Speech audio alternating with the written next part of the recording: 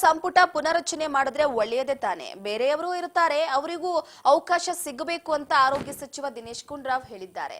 ಸದ್ಯ ಶಿವಮೊಗ್ಗದಲ್ಲಿ ಮಾತನಾಡಿದ ಅವರು ಬೇರೆಯವರಿಗೂ ಅವಕಾಶ ಸಿಗಬೇಕೆಂಬ ನಿಟ್ಟಿನಲ್ಲಿ ಡಿಸಿಎಂ ಡಿಕೆ ಶಿವಕುಮಾರ್ ಹೇಳಿಕೆ ಕೊಟ್ಟಿದ್ದಾರೆ.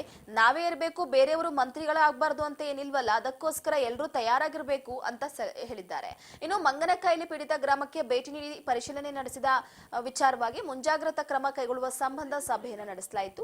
4 ಜಿಲ್ಲೆಯ ಅಧಿಕಾರಿಗಳ ಸಭೆಯನ್ನು ನಡೆಸಲಾಗಿದ್ದು. ಇಂದು ಭದ್ರಾವತಿ ಆಸ್ಪತ್ರೆಗೆ ಭೇಟಿ ನೀಡಿ ಪರಿಶೀಲನೆಯನ್ನು ನಡೆಸಿದ್ದಾರೆ. ಭದ್ರಾವತಿಯಲ್ಲಿ ಹೊಸ ಆಸ್ಪತ್ರೆ ನಿರ್ಮಿಸಬೇಕು ಅಂತ ಮನವಿ ಬಂದಿದೆ. ಈ ಕುರಿತು ಪರಿಶೀಲನೆಯನ್ನು ನಡೆಸಲಾಗುವುದು. ರಿಪ್ಪನ್ಪೇಟೆ ಹಾಗೂ ಚಂದ್ರಗುತ್ತಿ ಪಿಎಚ್ಸಿಗಳನ್ನ ಮೇಲ್ದರ್ಜೆಗೇರಿಸಬೇಕು ಅನ್ನುವ ಮನವಿ ಕೂಡ ಬಂದಿತ್ತು. ಇವೆರಡನ್ನ ಮೇಲ್ದರ್ಜೆಗೇರಿಸಲಾಗುವುದು. ಸಾಗರ ಆಸ್ಪತ್ರೆ ಚೆನ್ನಾಗಿ ಕಾರ್ಯನಿರ್ವಹಿಸ್ತಾ ಇದೆ, ಇದನ್ನ ಮೇಲ್ದರ್ಜೆಗೇರಿಸಲಾಗುತ್ತೆ ಅಂತ ತಿಳಿಸಿದರು. ತಾಯಿ ಮತ್ತು ಮಕ್ಕಳ ಆಸ್ಪತ್ರೆಗಳಿಗೆ ತೀವ್ರ ನಿಗಾ ಘಟಕ ಮಾಡಬೇಕಾಗಿದೆ. ಇದರಿಂದ ಮಕ್ಕಳ ಸಾವು ಕಡಿಮೆ ಆಗ್ತದೆ. ಅದನ್ನ ರಾಜ್ಯದ ಎಲ್ಲ ತಾಯಿ ಮತ್ತು ಮಕ್ಕಳ ಆಸ್ಪತ್ರೆಗೆ ವಿಸ್ತರಣೆ ಮಾಡಲಾಗುತ್ತದೆ. ಮುಂದಿನ ತಿಂಗಳಲ್ಲಿ ರಾಜ್ಯದ ಎಲ್ಲಾ ಜಿಲ್ಲಾಸ್ಪತ್ರೆಗಳಲ್ಲಿ ಡೇ ಕೇರ್ ಕಿಮೋಥೆರಪಿ ಪ್ರಾರಂಭ ಮಾಡಲಾಗುತ್ತೆ. ಇದಕ್ಕೆ ಸಿಎಂ ಚಾಲನೆ ನೀಡಲಿದ್ದಾರೆ ಅಂತ ಹೇಳಿದ್ದಾರೆ.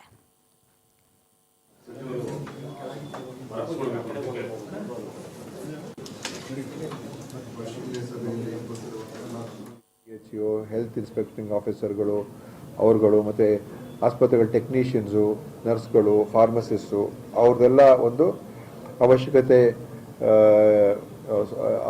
ಅದು ಹೆಚ್ಚಾಗಿದೆ.